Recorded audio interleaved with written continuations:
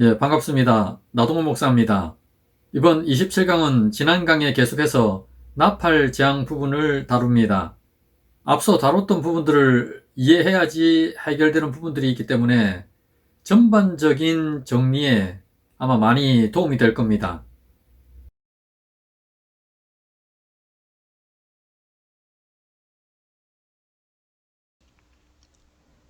먼저 지난 26강을 정리합니다. 일곱 번째 인이 떼어지면서 예수 그리스도의 재림 전후의 상황을 보여줍니다. 재림 직전의 상황은 나팔 재앙을 통해서 보여줍니다. 그리스도 재림 직전의 큰 환란을 왜 나팔 재앙으로 표현했는가? 많은 도구들 중에서도 나팔을 사용한 이유는 민수기 10장에 나오듯이 나팔이 울리면 살던 곳에서 짐을 싸서 이동하라고 하는 신호였습니다. 하나님께서 오라고 부르실 때 사용했습니다. 또 중요 절기에 나팔을 불어서 중요한 날을 알리는 신호이기도 했고 전쟁을 알릴 때 또 불었습니다. 이는 창세로부터 시작된 구원 이야기, 그것을 마무리하는 가장 중요한 날이 가까웠음을 알리는 바로 그 용도로 가장 적절한 도구이기 때문에 그렇습니다. 그리고 요한계시록에서는 세 개의 전쟁이 언급됩니다. 우리에게 선교시대가 끝났음을 알리는 직접적인 전쟁은 유브라데 전쟁입니다. 적 그리스도에게 속한 세력하고 또 그렇지 않은 세력 간의 이 전쟁에서 적 그리스도에 속한 세력이 승리하면서 큰 환란 기간이 본격화되기 시작합니다. 아마겟돈 전쟁은 계시록 16장에 나오고 있는 그리스도의 마지막 심판을 의미합니다. 그리고 곡과 마곡의 전쟁은 유브라데 전쟁과 아마겟돈 전쟁을 합한 의미입니다. 적그리스도인 마곡이 불신자들인 곡의 백성들을 미혹해서 일으키는 전쟁입니다. 나팔장의 유브라데 전쟁으로부터 시작해서 대접지향의 아마겟돈 전쟁까지를 통칭하는 표현이 곡과 마곡의 전쟁이었습니다. 인의 재앙에서 1에서 6번째까지에서는 신약시대 전체가 그려집니다. 물론 재앙이기 때문에 불신 세상이 당하는 것들입니다. 그 중에서 1, 4번째 인에서는 선교시대 동안에 이 세상이 제국의 착취를 당하고 또 전쟁, 기근, 전염병 등으로 인해서 당하는 그 고통인 재앙을 다룹니다. 그리고 5번째 인에서는 천상교회가 세상에 대한 심판을 촉구하는 모습이 그려집니다. 그리고 이어진 6번째 인에서는 세상의 마지막 심판 모습이 그려졌습니다.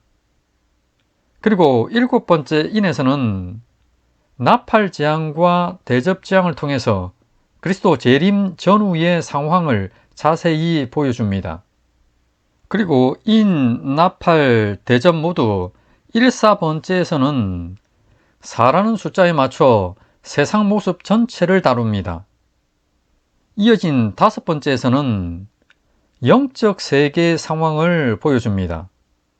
그리고 6번째에서는 전쟁의 상황을 보여주고 있고, 그리고 7번째에서는 각각의 최종적인 상황을 다루고 있는데 결론적으로는 세상의 멸망으로 끝나는 모습입니다.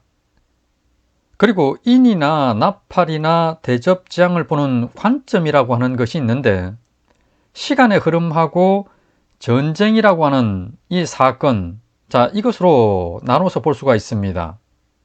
1, 4번째 재앙 같은 경우에는 4분의 1에서 3분의 1로 그리고 전체로 점점 강화되는 모습입니다.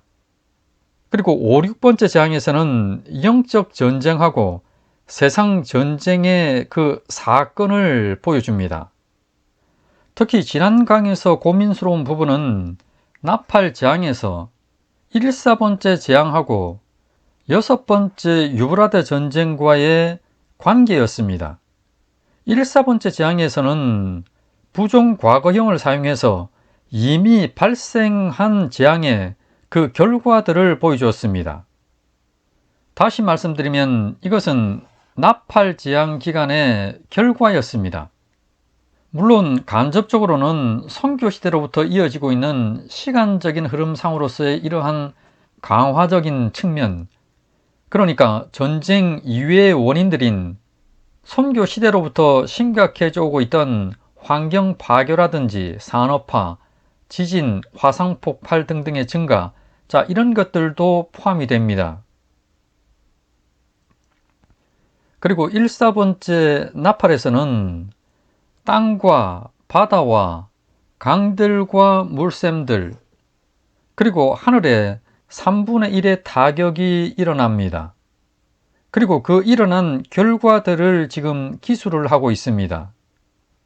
지금 여기에 이 장면들은 요한이 밤모섬에서 영으로 천상에 올라간 이후에 그때 본 환상들 중에 하나입니다.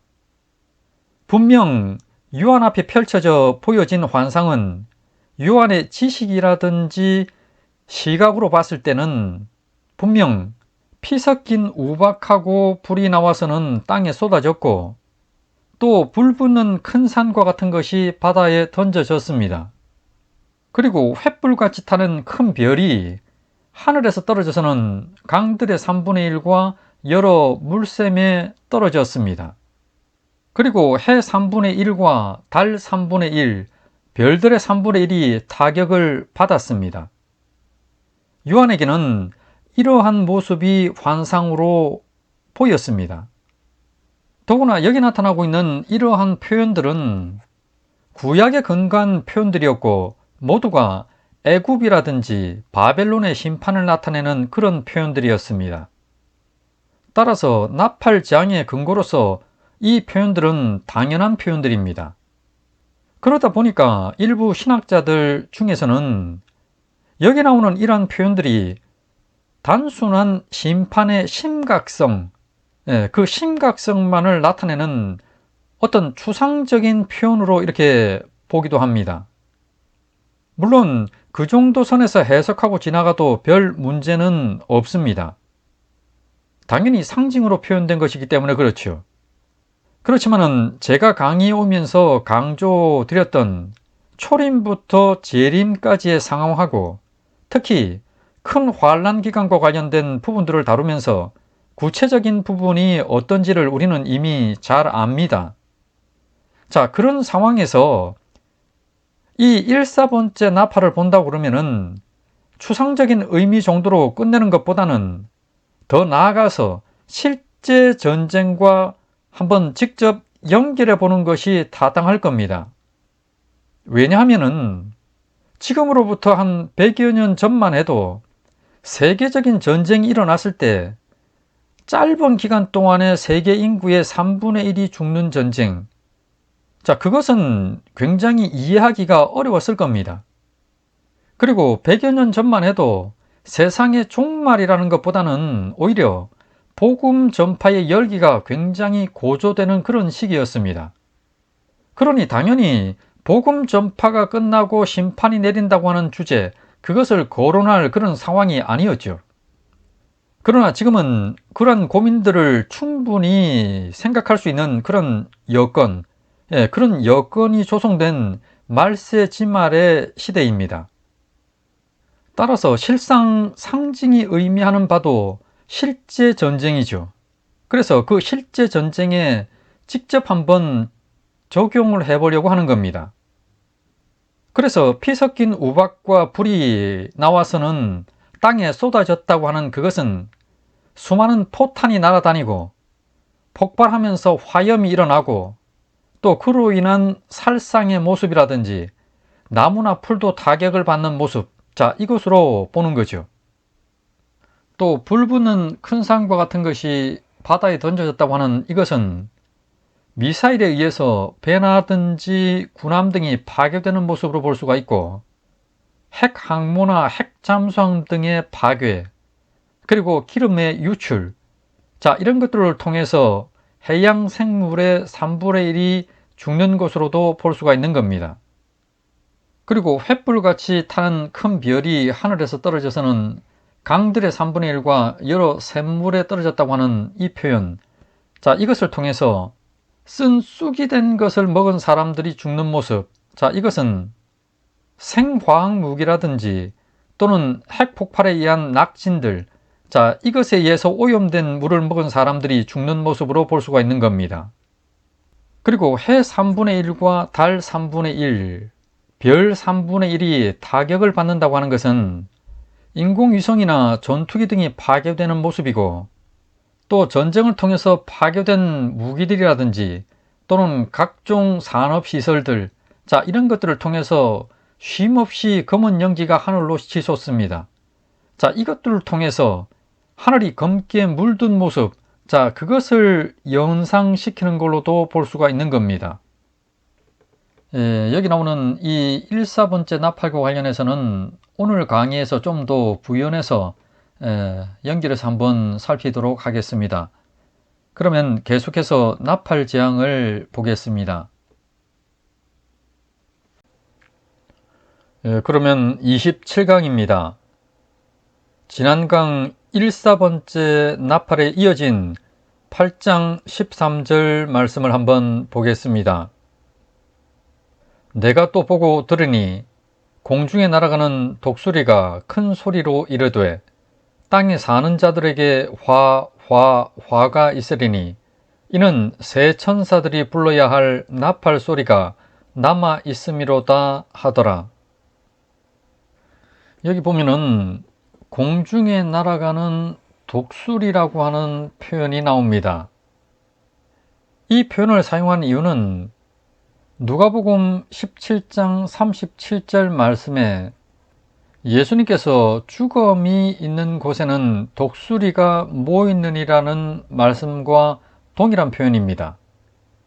하늘에 독수리가 날아다니고 있다고 하는 표현은 그 아래에 죽은 짐승의 사체가 있기 때문에 그렇죠. 공중에 날아가는 독수리는 죽음을 암시합니다.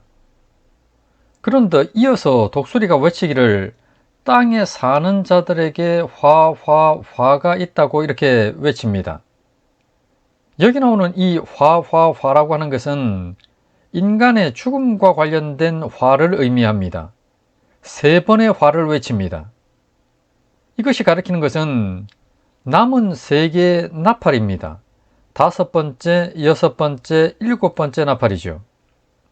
앞서 언급되었던 14번째 나팔하고 앞으로 다루게 될 5, 6, 7번째 나팔 간에는 차이점이 있습니다.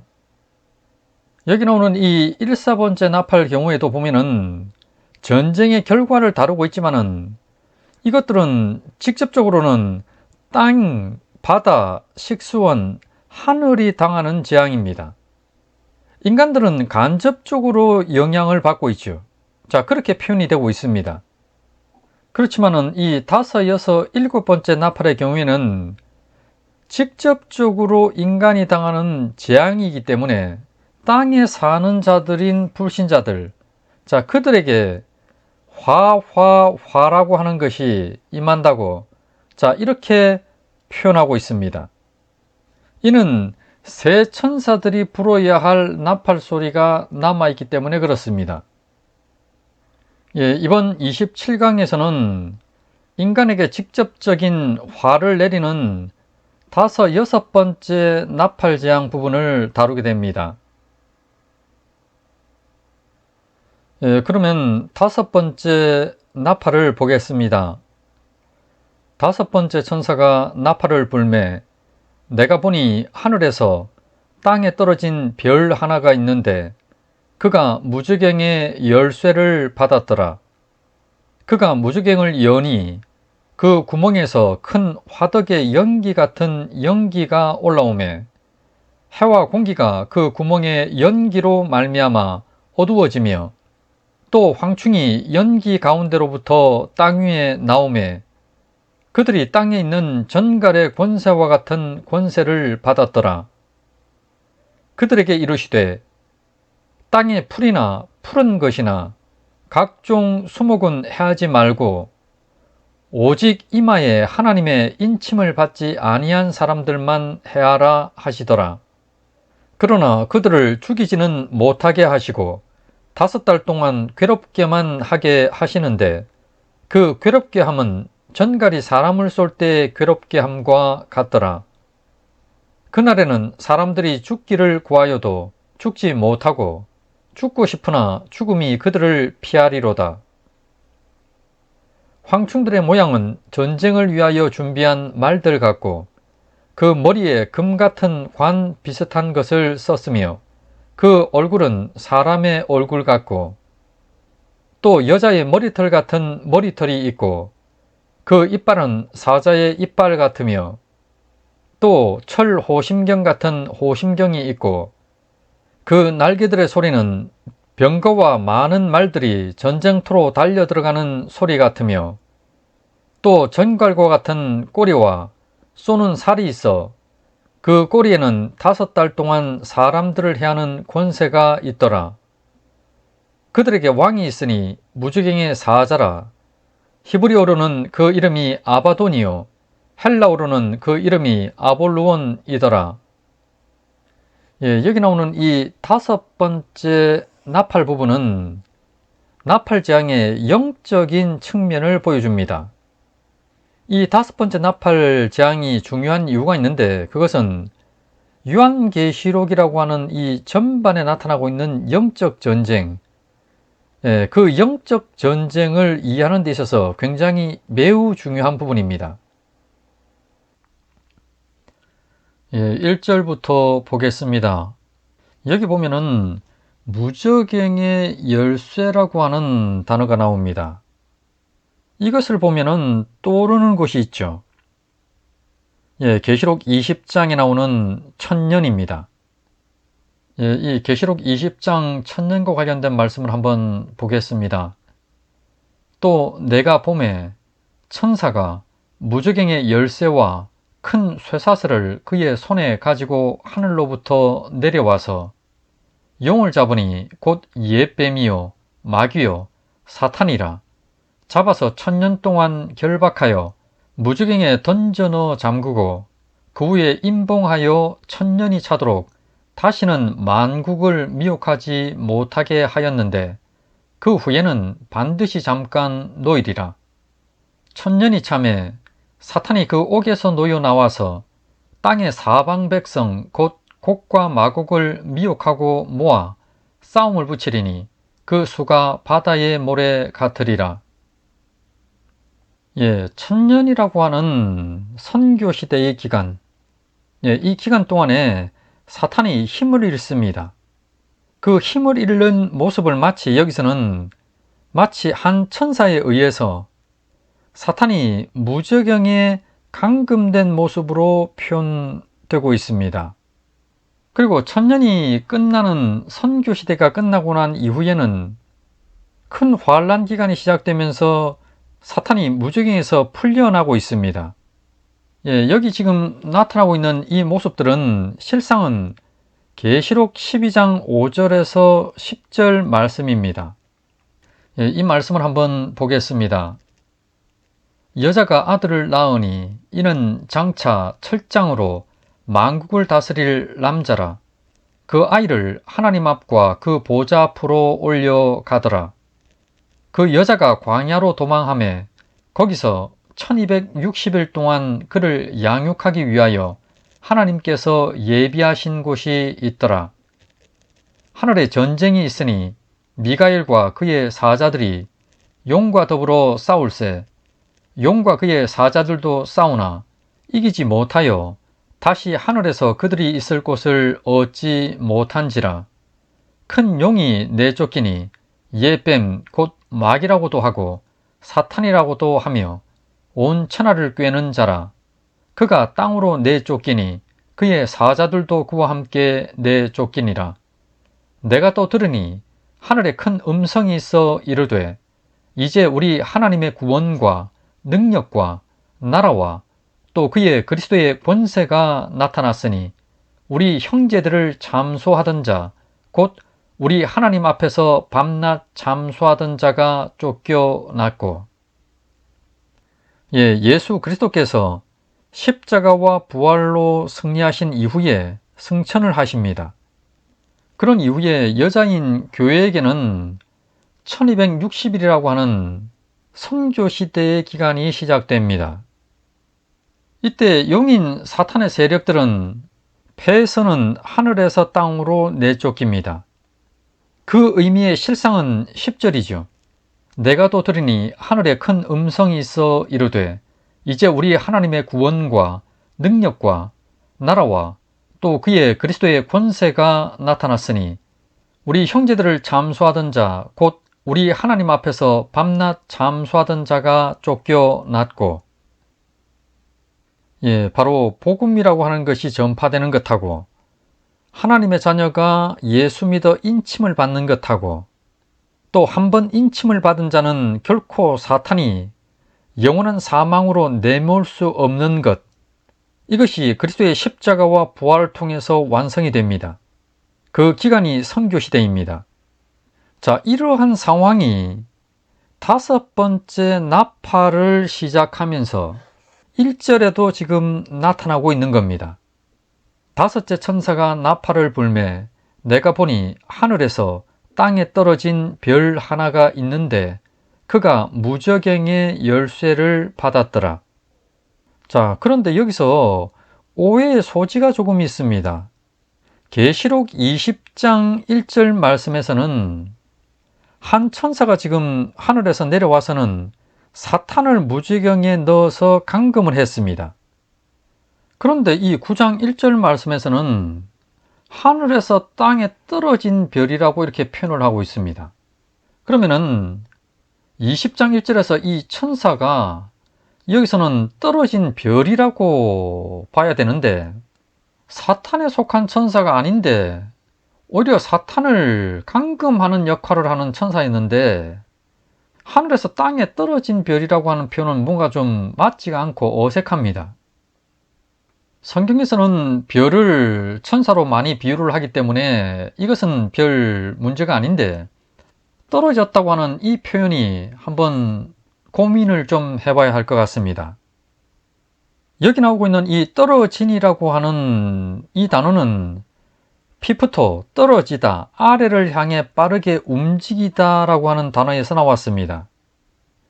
이 떨어진다고 하는 이 표현이 악한 일, 안 좋은 일에 사용될 때는 떨어진다고 하는 표현을 사용합니다. 자, 그렇지만은 이 9장 1절 여기서는 아래를 향해서 빠르게 움직인다고 하는 뜻, 그러니까 하늘에서 땅으로 내려온 별, 자, 이렇게 보는 것이, 이렇게 해석하는 것이 문맥상에 맞습니다.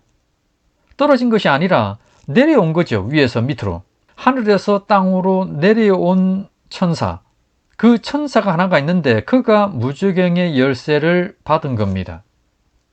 왜 받았냐고 그러니까 앞서는 감금하려고 받았는데 천년이 이제 다 찬 겁니다. 천년이 다 차서 이제는 풀어주려고 받은 겁니다. 왜 풀어주냐? 당연히 큰 환란 기간이 시작되었기 때문에 그렇죠. 자, 그러면 계속해서 다음 말씀 한번 보겠습니다. 2절 3절입니다. 그가 무저갱을 여니 그 구멍에서 큰 화덕의 연기 같은 연기가 올라오매 해와 공기가 그 구멍의 연기로 말미암아 어두워지며 또 황충이 연기 가운데로부터 땅 위에 나오매 그들이 땅에 있는 전갈의 권세와 같은 권세를 받았더라. 앞서 계시록 20장 7절 8절 말씀에서 무저갱을 열면은 사탄이 풀려나서는 곡을 미혹해서 전쟁을 일으킵니다. 자, 그런데 지금 여기서는 황충이라고 하는 악령들이 나오는 것으로 이렇게 표현이 되고 있습니다. 그 이유는 왜냐 그러면은 요한계시록 안에서는 포커스를 어디에 맞추는가에 따라서 어느 때는 사탄을 중심에 두기도 하고 때로는 악행을 실행하는 주체가 되는 악령들, 그 악령들을 전면에 내세워서 보여주기도 합니다. 또는 우리가 잘 알듯이 영물이 아닌 실제 도구로 쓰임을 받고 있는 인간인 적그리스도, 또 거짓 선지자를 중심에 두기도 합니다. 여기 나오고 있는 황충이 악령들인 이유는 이렇습니다. 이 황충의 성경적 의미는 메뚜기 또는 팥중입니다. 이 메뚜기하고 팥중이는 구약 성경에서 멸망을 주로 상징을 합니다. 그리고 아모스서를 보게 될 것 같으면은 회개하지 않은 자들에게 팥중이 재앙이 내립니다. 그리고 요엘서를 보게 될 것 같으면은 메뚜기 재앙이 나타나고 있는데, 이 메뚜기 재앙이 나타나는 때를 여호와 하나님의 크고 두려운 날, 그 크고 두려운 심판의 날이 있기 직전에 일어난다고 이렇게 나옵니다. 자, 그러니 지금 여기 황충이 나왔다고 하는 이 의미는 이 세상 불신자들에게 내려지는 나팔 재앙과 일치하지요.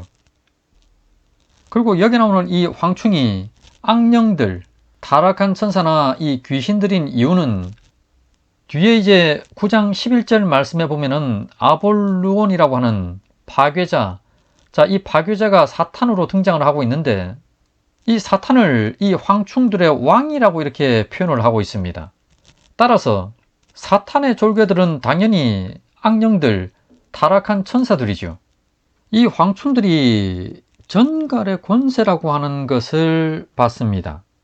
독이 있는 전갈의 권세를 가지고 이 세상을 어둠으로 뒤덮습니다. 그리고 이 2절에서 보면은 큰 화덕의 연기 같은 연기, 이것이 무저갱 구멍에서 나온다고 이렇게 표현을 하고 있습니다. 자, 이 표현은 하나님의 현현, 하나님의 임재하시고 나타나시는 것을 모방한 그런 표현입니다. 시내산에 하나님께서 강림하셨을 때 출애굽기서 19장 18절에 이렇게 말씀합니다. 시내산에 연기가 자욱하니 여호와께서 불 가운데서 거기 강림하심이라. 그 연기가 옹기가마 연기같이 떠오르고, 옹기가마 연기, 화덕 연기죠. 자, 이렇게 나타나시는 하나님을 지금 여기서 모방해서 이렇게 표현하고 있습니다. 하나님의 임재하심과는 정반대입니다. 악령들이 올라오니까 이 세상이 악으로 어두워집니다. 정반대의 차이죠. 4, 6절입니다. 그들에게 이르시되 땅에 풀이나 푸른 것이나 각종 수목은 해하지 말고 오직 이마에 하나님의 인침을 받지 아니한 사람들만 해하라 하시더라. 그러나 그들을 죽이지는 못하게 하시고 5달 동안 괴롭게만 하게 하시는데, 그 괴롭게 함은 전갈이 사람을 쏠 때 괴롭게 함과 같더라. 그날에는 사람들이 죽기를 구하여도 죽지 못하고 죽고 싶으나 죽음이 그들을 피하리로다. 먼저 4절을 보겠습니다. 나팔재앙. 나팔재앙이라고 하는 것은 당연히 불신자들에게 내리는 재앙이죠. 자, 그렇기 때문에 악령들이 하나님의 인침을 받지 아니한 자들, 자, 그들만 해하라고 하는 이 말씀은 당연합니다. 그런데 앞에 나오고 있는 땅에 풀이나 푸른 것이나 각종 수목은 해하지 말라고 하는 이 말씀, 자, 이는 무슨 의미일까요? 앞서 보았듯이 첫째 나팔부터 보면은 분명 이렇게 재앙을 받았습니다. 첫째 천사가 나팔을 부니 피 섞인 우박과 불이 나와서 땅에 쏟아지매 땅의 3분의 1이 타버리고 수목의 3분의 1도 타버리고 각종 푸른 풀도 타버렸더라. 땅의 수목이나 푸른 풀이 전부 다가 재앙을 지금 받았습니다. 자, 그런데 여기서는 왜 해하지 말라고 할까요? 자, 이를 이해하기 위해서는 먼저 이해를 하고 있어야 될 것이 있습니다. 계시록 7장에는 14만 4천이라고 하는 구원받은 교회를 상징하는 수가 나오고, 이를 설명하는 내용이 계시록 7장입니다. 그 계시록 7장 3절에 보면은 이렇게 말씀합니다. 이르되 우리가 우리 하나님의 종들의 이마에 인치기까지 땅이나 바다나 나무들을 해하지 말라 하더라. 자, 9장 4절을 다시 한번 보겠습니다. 그들에게 이르시되 땅의 풀이나 푸른 것이나 각종 수목은 해하지 말고 오직 이마에 하나님의 인침을 받지 아니한 자들만 해하라 하시더라. 다시 7장 3절입니다. 이르되 우리가 우리 하나님의 종들의 이마에 인치기까지 땅이나 바다나 나무들을 해하지 말라 하더라. 좀 미묘하게는 다르지만 그러면서도 비슷하다고 하는 것이 느껴지시죠? 그러면 먼저 7장 3절을 보겠습니다. 지금까지 우리가 알고 있는 지식은 이렇습니다. 하나님의 종들의 이마에 인을 치는 시기는 선교시대입니다. 이 선교시대가 끝나게 되면 구원의 문은 닫힙니다. 그런 이후에 큰 환란 기간이 시작되죠. 큰 환란 기간은 다른 말로 나팔 재앙 기간입니다.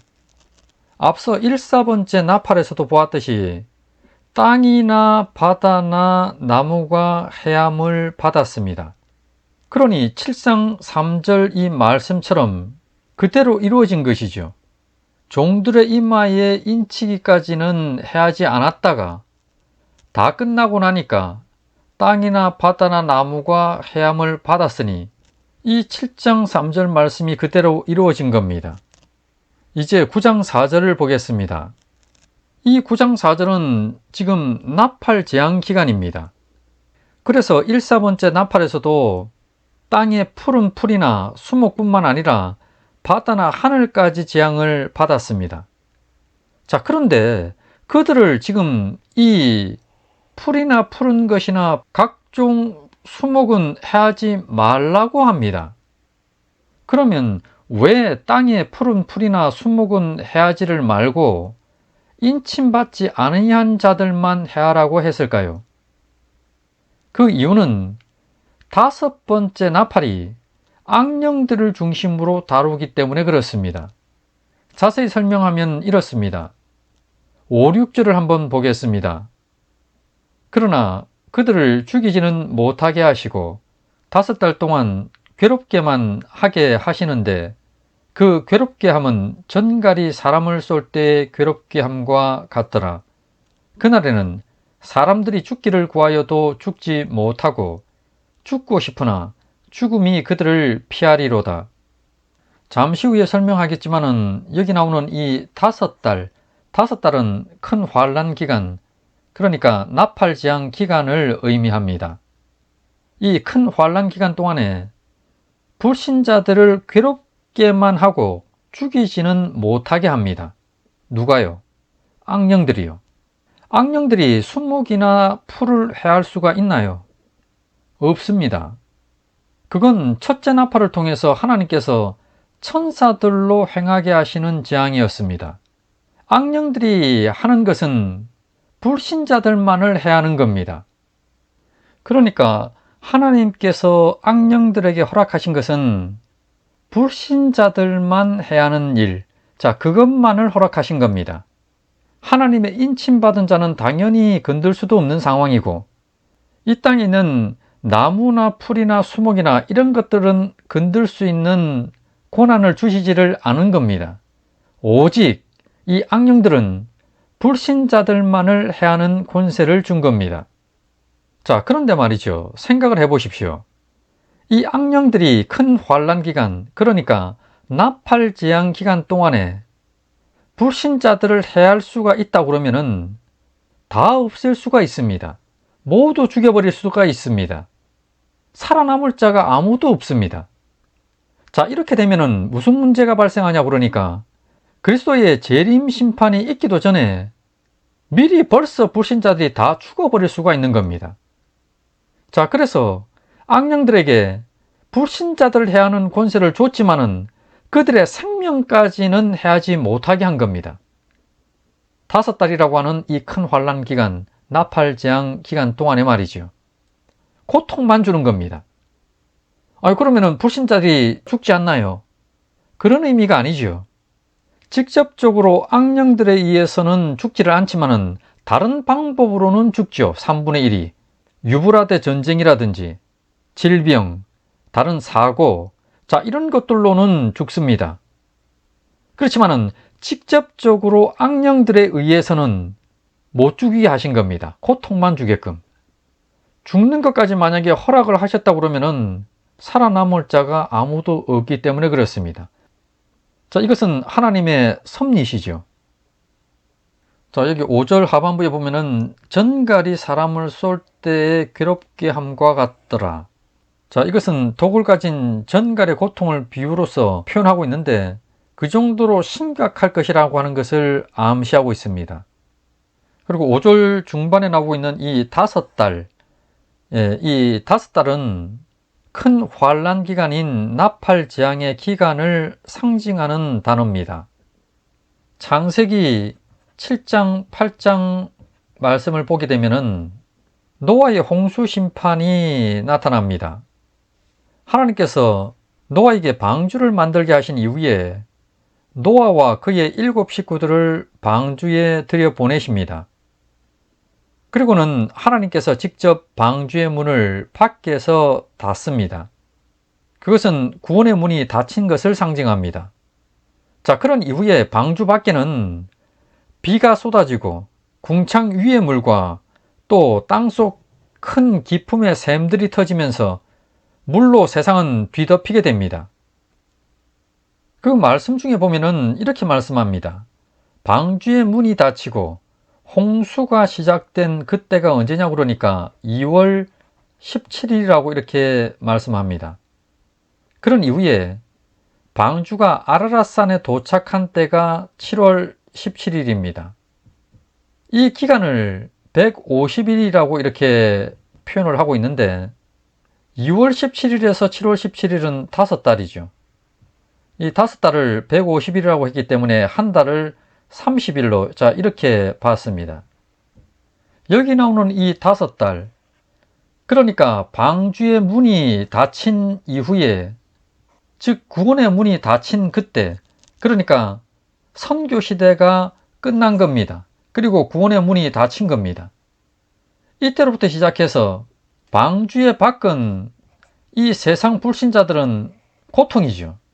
이 나팔 재앙 기간이 5달까지 이어지다가 7월 17일에 아라랏산, 산이 의미하는 하나님의 성산, 하나님이 계신 곳, 그곳에 이 방주가 도착해서는 문이 열립니다. 즉 새하늘 새 땅 천국에 도착한, 들어간, 그것을 의미하는 거죠. 그때까지, 그러니까 예수님께서 재림하실 그때까지 5달이라고 하는 이 기간이 바로 나팔 재앙의 기간입니다. 이 세상에는. 그래서 여기서도 지금 이 5달이 사용되고 있는 겁니다. 이곳 5째 나팔 재앙에서는 황충이라고 그러는 악령들을 중심으로 해서 이렇게 설명이 되고 있습니다. 하나님께서 이 악령들에게 준 권세는 오직 불신자들만 해하는 겁니다. 이 5달 동안에. 단 생명은 취하지 못하고 고통만 줍니다. 그러면 계속해서 7절로 10절 말씀을 보겠습니다. 황충들의 모양은 전쟁을 위하여 준비한 말들 같고 그 머리에 금 같은 관 비슷한 것을 썼으며 그 얼굴은 사람의 얼굴 같고 또 여자의 머리털 같은 머리털이 있고 그 이빨은 사자의 이빨 같으며 또 철 호심경 같은 호심경이 있고 그 날개들의 소리는 병거와 많은 말들이 전쟁터로 달려 들어가는 소리 같으며 또 전갈과 같은 꼬리와 쏘는 살이 있어 그 꼬리에는 5달 동안 사람들을 해하는 권세가 있더라. 이곳 7절로 10절에서는 황충의 모양하고 또 그들이 하는 일이 지금 나타나고 있습니다. 지금 이 7절로 10절을 보면은 황충인 이 악령들은 사탄의 병사의 모습으로 지금 표현되고 있습니다. 자, 이를 쉽게 이해할 수 있는 것이 성도들을 하나님의 군사로 상징해서 보여주는 에베소서 6장입니다. 그러므로 하나님의 전신갑주를 취하라. 이는 악한 날에 너희가 능히 대적하고 모든 일을 행한 위에 서기 위함이라. 그런즉 서서 진리로 너희 허리띠를 띠고 의의 호심경을 붙이고 평안의 복음이 준비한 것으로 신을 신고 모든 것 위에 믿음의 방패를 가지고 이로써 능히 악한 자의 모든 불화살을 소멸하고 구원의 투구와 성령의 검 곧 하나님의 말씀을 가지라. 자, 이 에베소서 6장의 말씀을 보면은 성도들이 하나님의 병사들로서 허리띠와 호심경을 붙이고 신을과 방패와 투구와 검을 든 이러한 병사의 모습, 병사의 모습을 보이고 있습니다. 마찬가지로 지금 사탄의 병사들인 이 악령들이 영적인 병사의 모습으로 지금 그려지고 있습니다. 먼저 보면은 이 황충들이 지금 전쟁을 위하여 준비한 말들 같다고 이렇게 표현하고 있습니다. 이와 유사한 표현이 요엘서 2장 4절 말씀을 보면은 그의 모양은 말 같고 그 달리는 것은 기병 같으며, 이 말씀을 반영한 것인데 지금 이 황충들의 모습이 어떠냐고 그러니까 마치 전쟁에 최적화된 군마, 그거와 같은 겁니다. 그리고 이어서 이 황충들을 그 머리에 금 같은 관 비슷한 것을 썼으며 라고 이렇게 표현합니다. 여기서의 관은 스테파노스 면류관입니다. 자, 그런데 이 비슷한 것을 썼다고 이렇게 지금 표현하고 있습니다. 원래 성경에서 언급하는 스테파노스는 예수님으로 인해서 승리한 자들이 쓰는 관이 스테파노스입니다. 그런데 이 황충들이 스테파노스가 아닌 비슷한 것을 지금 썼다고 표현하고 있습니다. 바로 승리자의 관을 쓴 것을 가장하고 있는 모습입니다. 이어서 그 얼굴은 사람의 얼굴 같고라고 이렇게 언급합니다. 사탄과 함께 이 악령들은 하나님의 형상을 닮은 인간의 얼굴을 잡고 도용을 합니다. 그 말인즉슨 궁극적으로는 하나님과 대등함을 잡고 보이려고 하는 거죠. 계속해서 여자의 머리털 같은 머리털이 있고, 이것은 두 가지 측면에서 볼 수가 있습니다. 하나는 여자의 머리털 같은이라고 하는 이 표현을 통해서 성적인 미혹하는 존재임을 나타내려는 것이고, 또 다른 하나는 여자의 머리털은 긴 머리카락을 의도하기 때문에 이는 삭도를 대지 않은 삼손의 머리카락처럼 힘과 능력을 상징한다고 이렇게 볼 수도 있습니다. 이어서 그 이빨은 사자의 이빨 같으며, 이는 요엘서 1장 6절 말씀을 보면은 그 이빨은 사자의 이빨 같고 그 어금니는 암사자의 어금니 같도다를 반영한 겁니다.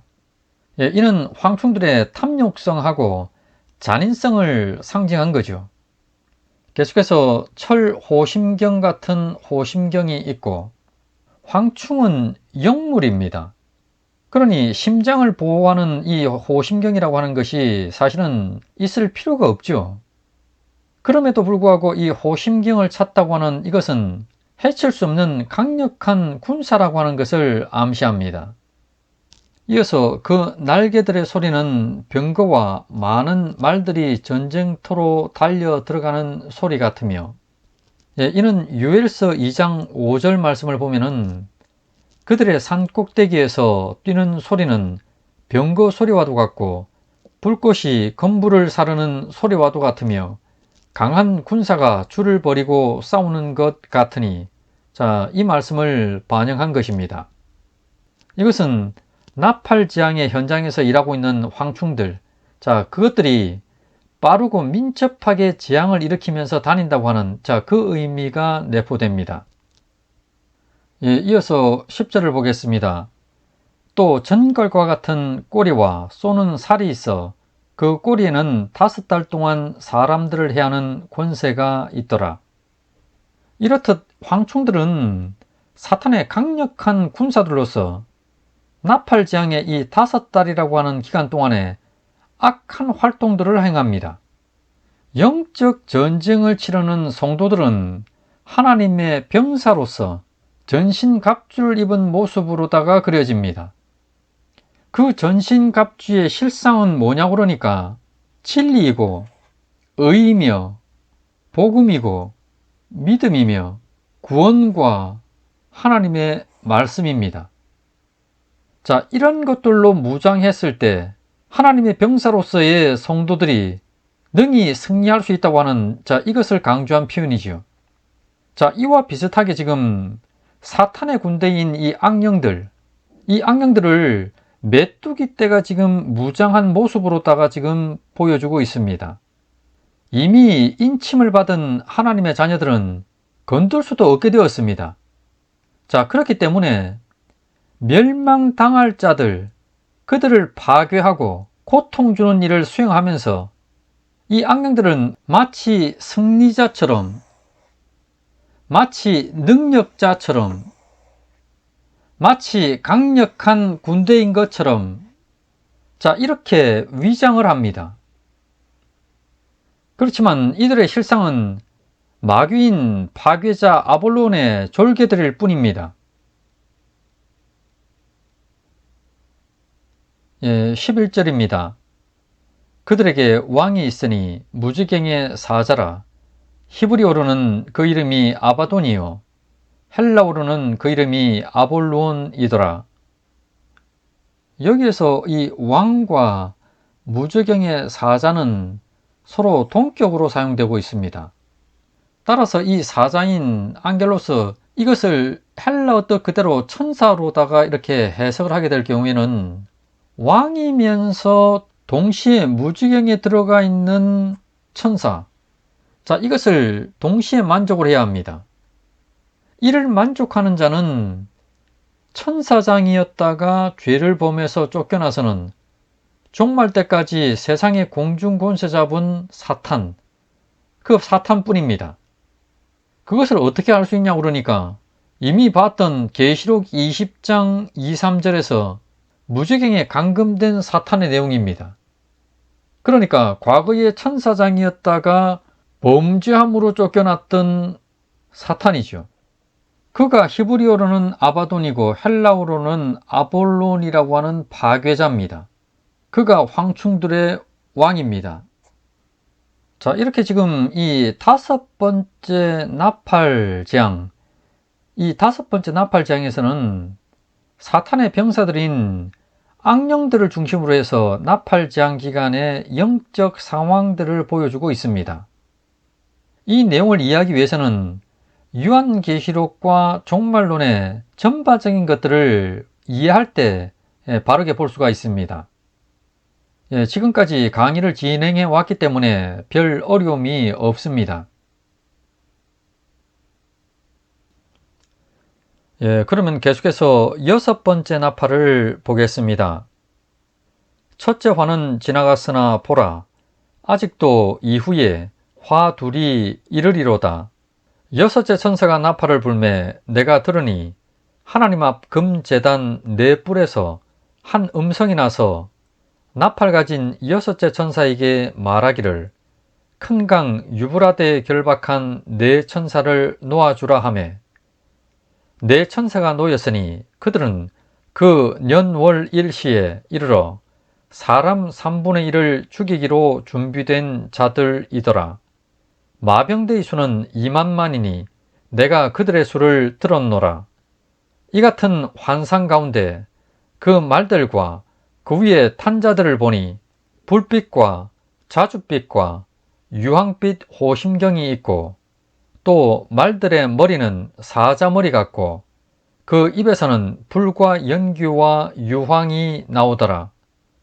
이 세 재앙 곧 자기들의 입에서 나오는 불과 연기와 유황으로 말미암아 사람 3분의 1이 죽임을 당하니라. 이 말들의 힘은 입과 꼬리에 있으니 꼬리는 뱀 같고 또 꼬리에 머리가 있어 이것으로 해하더라. 이 재앙에 죽지 않고 남은 사람들은 손으로 행한 일을 회개하지 아니하고 오히려 여러 귀신과 또는 보거나 듣거나 다니거나 하지 못하는 금, 은, 동과 목석의 우상에게 절하고 또 그 살인과 복술과 음행과 도둑질을 회개하지 아니하더라. 불신 세상에 내리는 직접적인 화가 아직 둘이 더 남았습니다.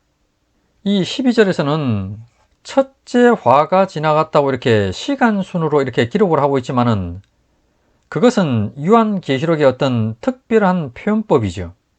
이제 이곳 6번째 나팔에서는 유브라데 전쟁이 언급됩니다. 먼저 13, 14절을 보겠습니다. 13, 14절입니다. 여섯째 천사가 나팔을 불매 내가 들으니 하나님 앞 금제단 네 뿔에서 한 음성이 나서 나팔 가진 여섯째 천사에게 말하기를 큰 강 유브라데에 결박한 네 천사를 놓아주라 하매 13절을 보면은 하나님 앞 금제단 네 뿔에서 한 음성이 났습니다. 여기 나오는 이 산은 이 세상을 의미하는 것이고 뿔은 권세, 힘입니다. 그래서 네 뿔은 세상 권세입니다. 그리고 하나님의 성전에 네 뿔이 있는 제단은 두 개가 있지요. 뜰에 있는 번제단하고 성소에 있는 향단입니다. 그런데 이 번제단은 노수를 덮었습니다. 금으로 된 것은 이 분향단, 자 이것이죠. 따라서 하나님 앞 금제단은 바로 성소에 있는 분향단입니다. 자 그러면은 하나님 앞 금제단 네 뿔에서 한 음성이 났다고 하는 이 표현은 무슨 의미일까요? 앞서 이 네 뿔은 세상 권세라고 이렇게 말씀드렸습니다. 이 세상 권세라고 하는 것은 예수님께서 번제단에서 십자가의 제물이 되심으로 해서 성취를 하셨습니다. 그래서 노수로 된 이 번제단이 이제는 금으로 된 이 향단에서 성취하신 예수님의 권세에 의지해서 성도들은 이제 하나님께 기도합니다. 이 분향단은 24시간을 쉬지 않고 계속 향을 피워 올렸습니다. 그 향연은 성도들의 기도죠. 자, 이것들을 상징하는 이 분향단에서 음성이 나왔습니다. 그런데 그 음성이 무엇을 얘기했냐고 그러니까 큰 강 유브라데 결박한 네 천사를 놓아주라. 즉 일어나는 전쟁하고 연결이 됩니다. 이는 13절, 14절이 의미하는 바가 성도들의 기도에 대한 응답으로 그것으로서 세상 심판이 진행되는 것을 보여주는 바로 그 의도입니다. 앞서 계시록 6장에 7인이 있었는데 이 중에서 5번째 인, 거기서 제단 아래 성도들이 우리의 핏값을 갚아달라고 하나님께 그렇게 호소하는 장면이 나왔습니다. 거기 나오는 제단은 바로 분향단이죠. 분향단 아래에서 하나님께 핏값을 갚아달라고 호소하는 모습하고 분향단에서 향이 계속해서 하나님께 향연이 올라가는 모습, 기도가 올라가는 그 모습하고 동일한 거죠. 이렇듯 5번째 인에서도 분향단 아래에서 기도하는 것을 암시한 거죠. 천상의 성도들도 하나님의 심판이 빨리 임하게 해달라고 기도하는 겁니다. 따라서 여기 하나님 앞 금제단 네 뿔에서 음성이 난 이것은 하나님께서 이제 성도들의 기도에 응답해서 이 세상을 심판할 그때가 되었다는 것을 알려주는 그 내용이 되는 겁니다. 자, 그런데 이 14절에 나오고 있는 큰 강 유브라데 결박한 네 천사를 놓아주라. 자, 이와 관련돼서는 좀 부견할 것이 있습니다. 자, 여기서 유브라데라고 하는 단어가 나왔다는 얘기는 당연히 전쟁을 암시합니다. 그런데 유브라데에 결박된 네 천사는 도대체 누구이고 언제 무엇 때문에 이들은 결박을 당했을까요? 7인이 나오는 계시록 6장하고 7 나팔 재앙이 나오고 있는 계시록 8장, 9장, 그리고 11장 14절 이하하고 또 15장, 자, 이것이 있는데 이 사이에 보면은 계시록 7장, 이 계시록 7장에는 14만 4천이 언급됩니다. 바로 구원받는 교회를 언급하는 장이죠. 자, 거기 1절을 보면은 답이 나옵니다. 이 일 후에 내가 네 천사가 땅 네 모퉁이에 선 것을 보니 땅의 사방의 바람을 붙잡아 바람으로 하여금 땅에나 바다에나 각종 나무에 불지 못하게 하더라. 예, 계시록 7장 1절에 보면은 네 천사가 등장합니다. 땅 네 모퉁이는 바로 이 세상이지요. 이 네 천사가 세상에 왜 섰냐 그러니까 땅의 사방에 바람을 붙잡는다고 합니다. 바람이라고 하는 것은 통상 전쟁을 의미하는데 어떤 전쟁을 붙잡아서 못하게 막고 있는 겁니다. 그것이 뭐냐고 그러니까 땅에나 바다에나 각종 나무에 불지 못하게 하는 바람인 전쟁. 자, 이게 뭐죠?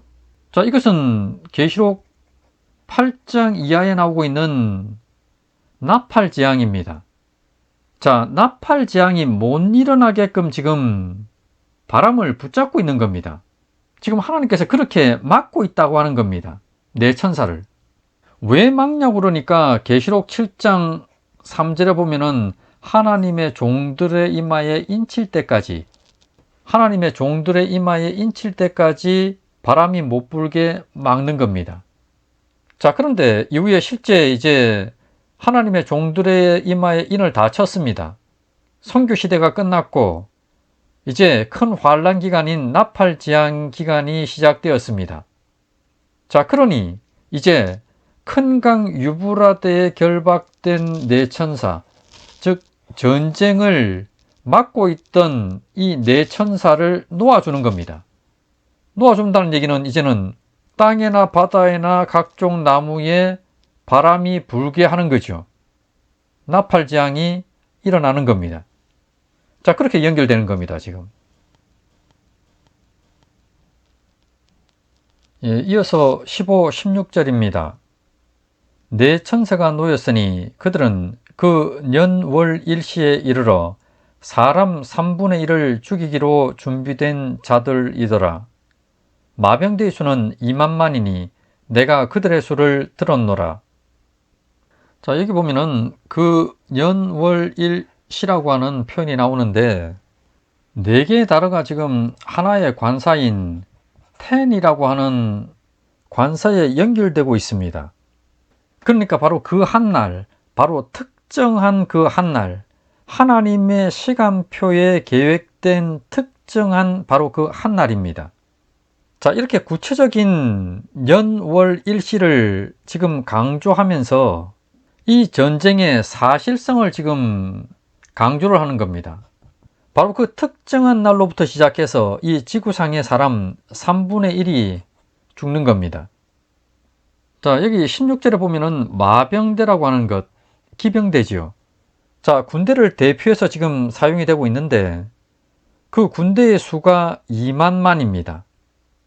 이 2만만이라고 하는 표현하고 관련해서 일부 신학자들은 자, 이것이 그냥 많은 수, 예, 많은 수를 표현한 것이라고 이렇게 얘기합니다. 그런데 이 많은 수라고 했을 때는 통상 성경에서는 만만이라고 하는 표현을 씁니다. 우리가 많이 들어봤던 사울이 죽인 자는 천천히요 다윗은 만만이로다. 자, 이처럼 많은 수를 표현할 때는 주로 만만을 사용합니다. 자, 이 표현은 또 계시록 5장 11절에도 사용됩니다. 그리고 이런 표현은 구약에도 보면은 10곳 정도에 나타납니다. 그런데 2만만이라고 하는 이 표현은 여기 말고는 없습니다. 그리고 사실 이 2만만이라고 하는 이 표현은 단순히 많다고 하는 표현으로는 좀 부자연스럽습니다. 특히 2만만이라고 하는 이 표현 이후에 보면은 내가 그들의 수를 들었노라. 자, 이런 언급을 통해서 다시금 지금 강조를 합니다. 그러니까 분명 들었다는 겁니다. 이 2만만이라고 하는 것은 2억이죠. 사실 유한 당시 세계 인구가 대략 한 2억에서 3억 정도인 상황에서 2억의 군대라는 것은 당시로 보면은 말이 안 됩니다. 그렇지만은 지금 경우에는 충분히 가능하죠. 물론 여기서의 이 2만만이라고 하는 숫자는 당연히 상징의 수입니다.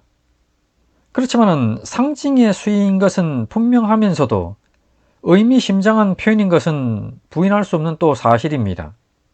지금 여기 나오는 이 15, 16절을 보게 되면은 분명 상징임에도 불구하고 특정한 연월 일시라고 하는 날, 그날, 그러니까 적그리스도가 등장하는 유브라데 전쟁이 일어나는 그날을 지금 강조하면서 2만만인 2억이라고 하는 군대가 동원되어지고 그를 통해서 3분의 1의 사람이 죽는 그것을 분명히 들었다는 겁니다. 그래서 지금 유브라데 전쟁의 사실성에 대해서 지금 굉장히 강조를 하는 표현인 것으로 이렇게 볼 수가 있죠. 그러면 계속해서 17절로 19절입니다. 이 같은 환상 가운데 그 말들과 그 위에 탄 자들을 보니 불빛과 자줏빛과 유황빛 호심경이 있고 또 말들의 머리는 사자 머리 같고 그 입에서는 불과 연기와 유황이 나오더라. 이 세 재앙 곧 자기들의 입에서 나오는 불과 연기와 유황으로 말미암아 사람 3분의 1이 죽임을 당하니라.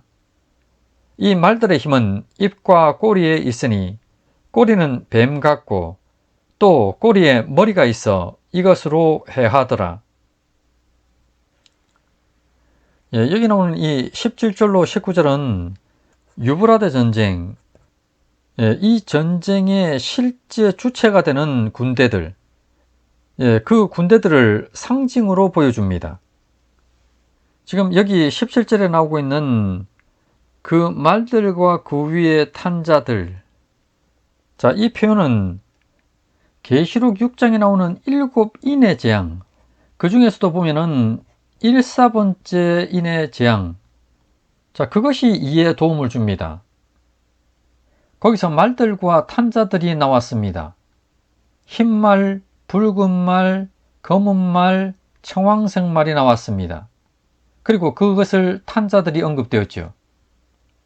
그 중에서 특히 전쟁하고 관련되었던 두 번째 인의 재앙 부분, 그 부분을 잠시 한번 보겠습니다. 둘째 인을 떼실 때 내가 들으니 둘째 생물이 말하되 오라 하니 이에 다른 붉은 말이 나오더라. 그 탄자가 허락을 받아 땅에서 화평을 제하여 버리며 서로 죽이게 하고 또 큰 칼을 받았더라. 여기 보면은 붉은 말과 그 탄자가 등장을 하는데 이 붉은 말은 바로 전쟁을 상징했습니다.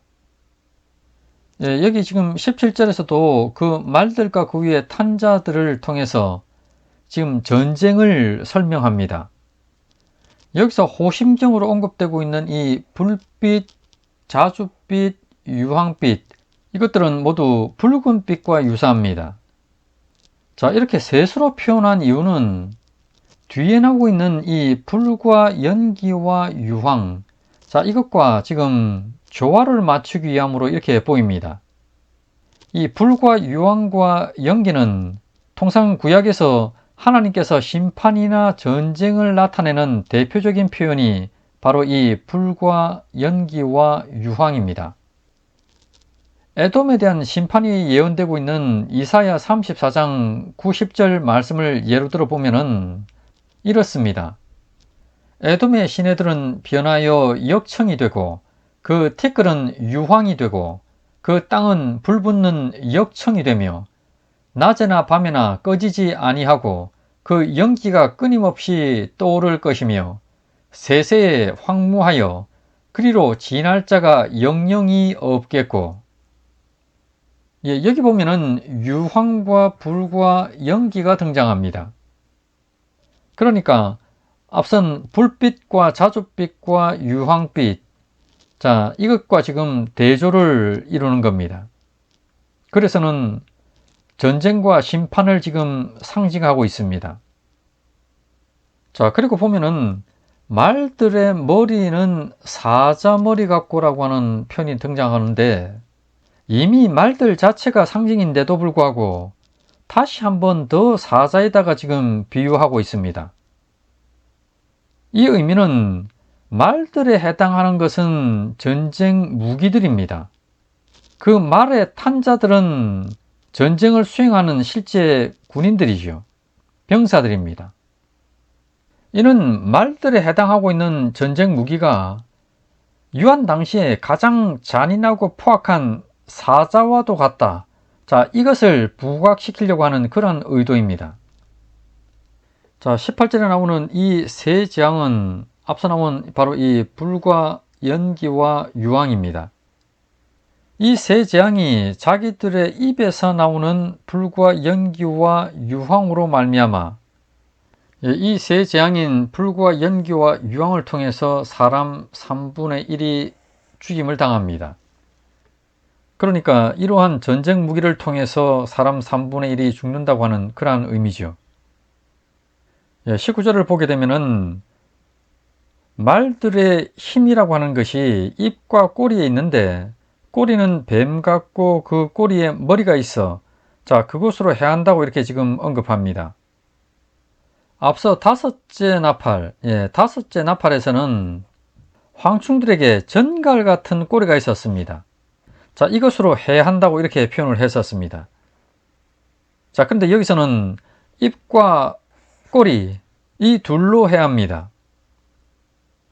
자, 지금 이 17절, 19절을 보게 되면은 유브라데 전쟁이 일어났을 때, 자, 유브라데 전쟁에 임하는 말들이라고 하는 전쟁 무기하고, 전쟁 무기입니다.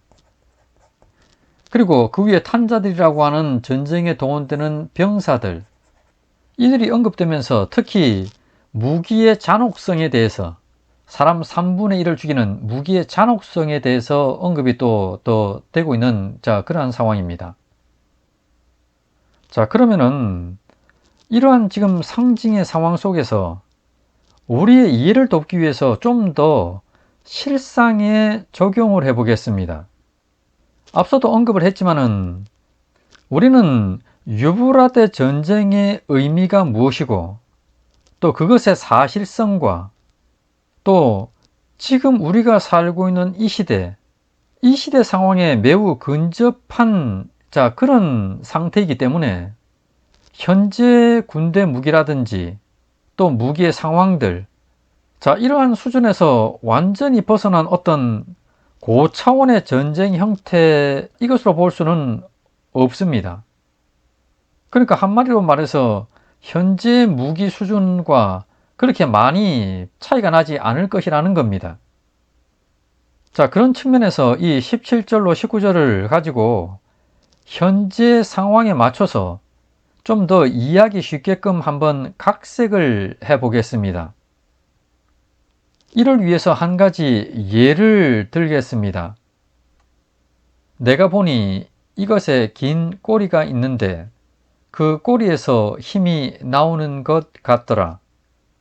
갑자기 이것이 우레 같은 소리를 발하기에 내가 깜짝 놀라서 그 얼굴을 보니 불빛과 자줏빛과 유황빛을 발하는데 그 얼굴에 많은 군대가 있더라. 이것은 제가 현재 우리 가정에서 사용되는 물건을 한번 유한계시록적 표현을 사용해서 한번 적어 본 겁니다. 이건 텔레비전입니다. 아마도 사도 요한이 TV를 봤다고 그러면은 아마 이처럼 표현을 했을 겁니다. 여기 나오는 이 꼬리는 전원선입니다. 그리고 여기 나오는 이 얼굴은 TV 화면입니다. 그리고 여기 이 내용은 전쟁 드라마의 한 장면을 표현한 겁니다. TV 화면이 있고 거기 전원선이 연결되어 있고, 자, 내용은 전쟁과 관련된 상황들이 지금 언급되고 있는 겁니다. 지금 이 17절로 19절은 과거 시대는 현재 무기 수준이 이해가 되지를 못하기 때문에 오히려 상징으로 표현하는 것이 더 이해가 쉬울 수 있습니다. 그렇지만은 유브라데 전쟁의 실제 상황을 거의 완벽하게 이해하고 있는 바로 우리 입장에서 볼 것 같으면은 오히려 이것을 실제에 맞게끔 각색하는 것이 더 쉬울 수가 있습니다. 따라서 이 17절로 19절을 가지고 현재의 전쟁에다가 한번 적용을 해 보겠습니다. 기병대라고 하는 표현, 자, 기병대라고 하는 이 표현은 현재로 치면은 가장 먼저 떠오르는 것은 기갑부대, 일명 탱크일 겁니다. 그리고 뱀의 꼬리 같은 곳으로다가 사람을 해하는 이것, 자, 이것은 탱크의 포신을 이렇게 유추해 볼 수가 있습니다. 그리고 불과 연기와 유황이라고 하는 것은 포를 쏠 때 나오는 불하고 연기하고 포탄, 자, 이것으로 이렇게 간단히 이해할 수 있습니다.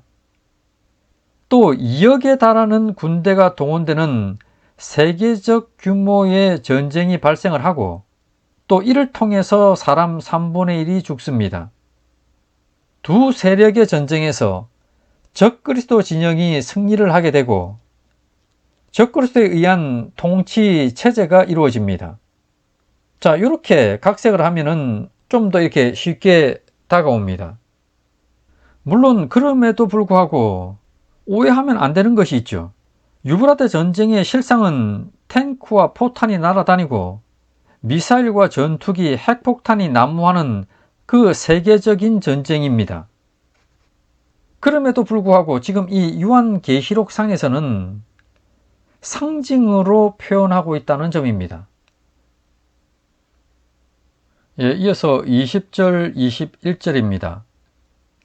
이 재앙에 죽지 않고 남은 사람들은 손으로 행한 일을 회개하지 아니하고 오히려 여러 귀신과 또는 보거나 듣거나 다니거나 하지 못하는 금, 은, 동과 목석의 우상에게 절하고 또 그 살인과 복술과 음행과 도둑질을 회개하지 아니하더라. 이 20절, 21절 이 내용은 이미 모든 성도들이 교회에서 듣고 배워 알고 있는 그 내용들입니다.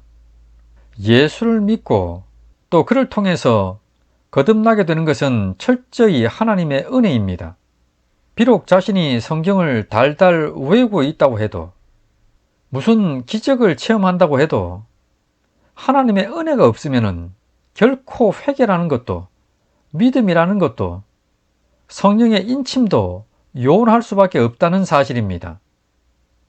구원은 철저히 하나님의 은혜요 선물이죠. 선교 시대가 끝났습니다. 구원의 문은 이미 닫혔고 지구상의 3분의 1의 사람이 죽는 전쟁이 발생했습니다. 자, 이러한 이 전쟁과 관련해서는 과거에 불신자들 중에서도 더러는 들어봤을 겁니다. 아, 마지막 때 전쟁이 일어나고 적그리스도가 등장한다더라. 자, 이런 소문 말입니다. 실제로 그 전쟁이 일어났고 적그리스도가 등장을 해도 지금 이 말씀에서처럼 이들은 하나님이 아닌 다른 신, 다른 존재, 심지어는 나무나 금이나 은이나 동으로 만들어진 자, 이러한 우상이라고 하는 것, 생명 자체도 없는 자, 이러한 우상들을 붙든다는 점입니다. 하나님의 은혜가 아니고서는 결코 그 누구도 회개의 마음이 생길 수 없음은 당연합니다. 이 유브라데 전쟁과 함께 교회에는 이제 큰 환란이 시작되고 비록 짧은 기간이지만은 창세 이래 가장 심각한 박해가 일어나게 됩니다. 지금 6번째 나팔의 끝부분에서 이러한 표현을 통해서 나팔 재앙 기간의 불신자들의 모습을 한마디로 지금 설명을 하고 있습니다. 결코 그들은 회개를 하지 않습니다. 할 수가 없는 겁니다. 어떤 상황이 닥쳐도 하나님이 믿어지지 않는 겁니다.